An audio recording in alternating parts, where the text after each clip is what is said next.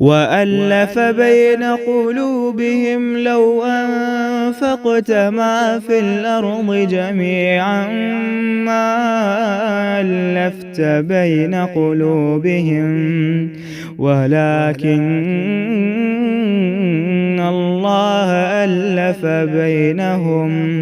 إنه عزيز حكيم۔ دیکھیے آج کی حدیث بھی بہت ہی خوبصورت ہے، ہر حدیث کی طرح۔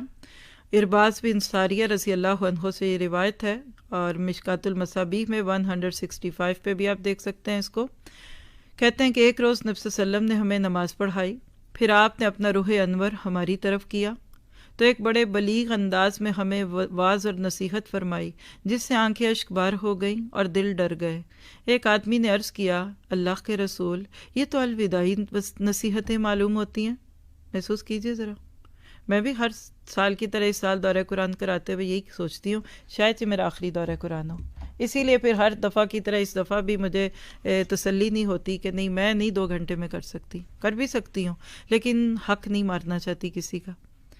تو صحابہ کہتے ہیں کہ اللہ کے نبی کی باتوں میں اتنا سوز تھا، اتنا گداز تھا کہ ہمیں ایسے لگا کہ بس کوئی دنیا سے جاتے وقت جب کسی کو کچھ کہتا ہے، بس آپ ہمیں وصیت فرمائیں۔ تو آپ نے فرمایا، میں تمہیں اللہ کا تقوی اختیار کرنے، سننے اور اطاعت کرنے کی وصیت کرتا ہوں۔ میں بھی اگر آپ مجھے کچھ تھوڑا سا بھی رسپیکٹ دیں تو میں بھی یہی بات اپنے اور آپ کو کہوں گی، اللہ کا تقوی سنیے اور اطاعت کیجیے، سمینا و اطعنا، خواہ وہ امیر خبشی غلام ہو، کیونکہ تم میں سے جو شخص میرے بعد زندہ رہے گا وہ بہت اختلاف دیکھے گا، پس تم پر میری اور ہدایت یافتہ خلفائے راشدین کی سنت لازم ہے، پس تم اس سے تمسک اختیار کرو، یعنی کچلیوں سے پکڑ لو، اور داڑوں، یہ جو ہوتی ہیں نا داڑیں، پتہ نہیں اس کو کیا بولتے ہیں انگلش میں، یہ سائڈ کے جو دانت ہوتے ہیں، مولز کہتے ہیں، کچھ اسی طرح کا لفظ ہے، یعنی پیچھے سے جو مضبوط دانت ہے نا اس کے ساتھ پکڑو، اور دین میں نئے کام جاری کرنے سے بچو، کیونکہ دین میں ہر نیا کام بدعت ہے اور ہر بدعت گمراہی ہے۔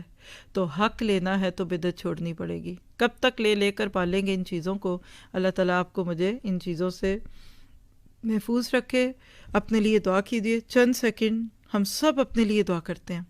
کیونکہ دوسروں کی دعائیں بھی اس کو ہی لگتی ہیں جو اپنے لیے خود دعا کرتا ہے، اور آپ کا میرا اپنے لیے دعا کرنا اس وقت اللہ تعالیٰ کو بھی یہ منظر اچھا لگے گا کہ یہ بندہ ہر ممکن طریقے سے ہدایت لینا چاہتا ہے، کیونکہ القلب الباحث عن الہدایہ، اور اس کو اپنی زندگی میں جتنی جگہ دیں گے آپ محسوس کریں گے کہ اللہ تعالیٰ نے آپ کے لیے اس کو بہترین رکھا ہے۔ اب چلیں گے ہم آگے اس کے